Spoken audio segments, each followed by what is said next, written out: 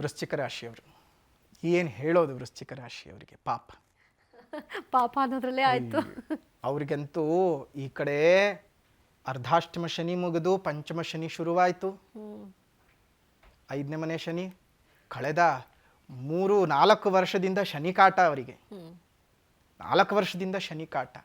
ಅವರು ಚೇತರಿಕೆನೇ ಮಾಡ್ಕೊಳ್ಳೋಕ್ಕಾಗ್ತಾ ಇಲ್ಲ. ಎಲ್ಲ ಹಿಂಸೆಗಳನ್ನು ಅನುಭವಿಸಿ ಬಹಳ ಯಾತನೆಗಳನ್ನು ಪಟ್ಟು ಮಿಥುನ ರಾಶಿಯವರ ನಂತರದಲ್ಲಿ ತುಂಬಾ ಕಷ್ಟಗಳನ್ನು ಯಾರಾದರೂ ನೋಡಿದ್ರು ಅಂತ ಹೇಳಿದ್ರೆ ವೃಶ್ಚಿಕ ರಾಶಿ. ನಿಮ್ಮ ಬದುಕಿಗೆ ಒಂದು ಸಿಹಿಯಾದ ಸುದ್ದಿ ಬರುತ್ತೆ ಈ ವರ್ಷ, ಖಂಡಿತ. ಬರೆದಿಟ್ಕೋಬೇಕು. ಯಾಕೆ ಬರೆದಿಟ್ಕೊಳ್ಳಿ ಅಂತ ಹೇಳ್ತಿದ್ದೀವಿ ಅಂತ ಹೇಳಿದ್ರೆ, ಇಲ್ಲಿ ಕೇಳಿಸ್ಕೊಂಡು ಇಲ್ಲಿಗೆ ಬಿಟ್ಬಿಡೋ ಜನನೇ ಜಾಸ್ತಿ. ಬರೆದಿಟ್ಕೊಂಡು ದಿನ ನೋಡ್ತಾ ಇರಬೇಕು. ಹೌದು, even every dog has a day.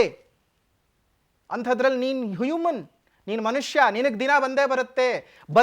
ಬಂದೇ ಬರುತ್ತೆ ಜೂನ್ನಿಂದ. ಹೌದು. ಗುರುಬಲ ಯಾವಾಗ ಶುರುವಾಗುತ್ತೆ, ದ್ವಿತೀಯಾಧಿಪತಿ ಮತ್ತು ಪಂಚಮಾಧಿಪತಿ ಉಚ್ಚ ಸ್ಥಾನಕ್ಕೆ ಹೋಗಿ ನಿಮ್ಮ ರಾಶಿಯ ಮೇಲೆ ದೃಷ್ಟಿಯನ್ನ ಕೊಡ್ತಾ, ಪಂಚಮ ಸ್ಥಾನದ ಮೇಲೆ ದೃಷ್ಟಿಯನ್ನ ಕೊಡ್ತಾ ನಿಮಗೆ ಅದೃಷ್ಟದ ವೈಭೋಗದ ಬಾಗಿಲನ್ನು ತೆಗಿತಾ ಇದ್ದಾನೆ. ಪಂಚಮ ಶನಿ ಪೀಡೆ ಇದೆ, ಅದಕ್ಕೊಂದು ಸರಳವಾದ ಪರಿಹಾರ ಮಾಡ್ಕೋಬೇಕು. ಏನು ಮಾಡಬೇಕಪ್ಪ ಅಂದರೆ, ಸ್ವಲ್ಪ ಕಪ್ಪು ಎಳ್ಳು ಮತ್ತು ಬೆಲ್ಲ ಎರಡನ್ನು ಸೇರಿಸಿ ಕುಟ್ಟಿ ಒಂದು ಸ್ವಲ್ಪ ಇಷ್ಟು ದಪ್ಪದ ಉಂಡೆಗಳನ್ನು ಮಾಡಿ ಚಿಕ್ಕ ಚಿಕ್ಕ ಮಕ್ಕಳಿಗೆ ಕೊಟ್ಬಿಡಿ, ದಾನವಾಗಿ ಕೊಟ್ಬಿಡಿ. ಆ ಮಕ್ಕಳು ಆನಂದವಾಗಿ ತಿನ್ಕೊಳ್ತಾರೆ. ಆ ಸಣ್ಣ ಪರಿಹಾರ ಮಾಡ್ಕೊಳ್ಳೋದ್ರಿಂದ ನಿಮಗೆ ಈ ಒಂದು ಪಂಚಮ ಶನಿಯ ಪೀಡೆ ಹೋಗುತ್ತೆ. ಗುರುವಿನ ಅತ್ಯಂತ ದೊಡ್ಡ ಆಶೀರ್ವಾದವು ಸಿಕ್ಕು ನಿಮ್ಮ ಬದುಕು ಬದಲಾವಣೆಯ ಕಡೆಗೆ ಹೋಗುತ್ತೆ. ಏನು ಕೇಳ್ತಿರೋ ಬದುಕಿನಲ್ಲಿ ಅದು ಸಿಗುತ್ತೆ. ಆದರೆ ಕೊಂಕು ಮಾಡಕ್ಕೆ ಹೋಗಬೇಡಿ. ವೃಶ್ಚಿಕ ರಾಶಿಯವರು ಮೊದಲೇ ಚೇಳಿನ ಜಾತಿಗೆ ಸೇರಿದವರು. ಮುಂದೆ ಹೋದರೂ ಕುಟ್ಕೋದು, ಹಿಂದೆ ಬಂದರೂ ಕುಟ್ಕೋದು. ಯಾಕಂದರೆ ನೋಡಿ, ಮುಂದೇನೂ ಅದಕ್ಕೆ ಕೊಂಡಿ ಹೀಗೆ ಇರುತ್ತೆ, ಹಿಂದ್ಗಡೆ ಬಾಲದಲ್ಲೂ ಕೊಂಡಿ ಇರುತ್ತೆ. ಅದು ಅದರ ದೇಹದ ಭದ್ರತೆಗೆ ಮಾಡ್ಕೊಳ್ಬಹುದು. ಆದರೆ ಗತಕಾಲದಲ್ಲಿ ನನಗೆ ಹಾಗಾಯಿತು, ಗತಕಾಲದಲ್ಲಿ ನನಗೆ ಹೀಗಾಯಿತು ಅಂತ ಯೋಚನೆ ಅಂತೂ ತುಂಬ ಮಾಡ್ತಿರ್ತೀರಿ ನೀವು. ಪಾಸ್ಟ್ ಲೈಫ್ನಲ್ಲಿ ಬದುಕ್ತಾ ಇರ್ತೀವಿ.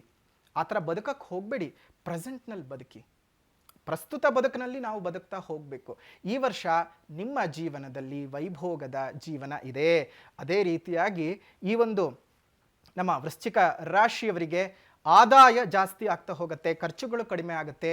ಕೈಗಾರಿಕೋದ್ಯಮಿಗಳಿಗೆ, ಅದರಲ್ಲೂ ಪೆಟ್ರೋಲಿಯಂ ಇಂಡಸ್ಟ್ರಿನಲ್ಲಿ ಯಾರ್ಯಾರು ಇದ್ದೀರಿ ಅಂಥವ್ರಿಗೆಲ್ಲ ಉತ್ತಮವಾದಂತಹ ಧನಲಾಭಗಳು ಬರ್ತಕ್ಕಂಥದ್ದು, ನಿಮ್ಮ ವ್ಯಾಪಾರದ ಅಭಿವೃದ್ಧಿ ಆಗುವಂತಹದ್ದು, ಕೌಟುಂಬಿಕ ಕಲಹಗಳು ದೂರವಾಗುತ್ತೆ. ಇನ್ನೇನು ಗಂಡ ಹೆಂಡತಿ ಬಿಟ್ಟೇ ಹೋದರೂ ಡೈವರ್ಸ್ವರೆಗೂ ಹೋಗ್ಬಿಟ್ಟಿದೆ, ಇನ್ನೇನು ಬಿಟ್ಬಿಡಬೇಕು ಅಂಥವರು ಸಹ ಮತ್ತೆ ನೀವು ಸೇರ್ಕೊಳ್ತಕ್ಕಂಥದ್ದು, ಗಂಡ ಹೆಂಡತಿ ಒಂದು ಆಗ್ತಕ್ಕಂಥದ್ದು ಇದೆ.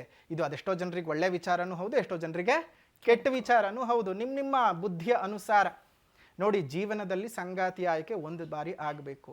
ಆ ಒಂದು ಬಾರಿ ಆಗಬೇಕಾದಾಗಲೇ ಸರಿಯಾದ ರೀತಿಯಲ್ಲಿ ಹೆಜ್ಜೆ ಇಡಬೇಕು. ಪುನಃ ಸಂಗಾತಿಯನ್ನು ಆಯ್ಕೆ ಮಾಡ್ಕೊಳ್ಳೋದಕ್ಕಾಗಲ್ಲ. ಬದುಕಿನಲ್ಲಿ ಪುನಃ ಎಡವೋದಕ್ಕೆ ಹೋಗಬೇಡಿ. ಏನೋ ನಡೆಯೋ ಕೂಸು ಎಡವತ್ತೆ, ಕೂತಿರೋ ಕೂಸು ಎಡವಲ್ಲ ಅಂಥೇಳಿ ಪ್ರತಿ ಬಾರಿ ಎಡವ್ತಾನೇ ಇರಬಾರ್ದು. ಬದುಕು ಹಾಗೆ ಮಾಡ್ಕೊಳ್ಳೋಕ್ಕೆ ಹೋಗಬಾರ್ದು.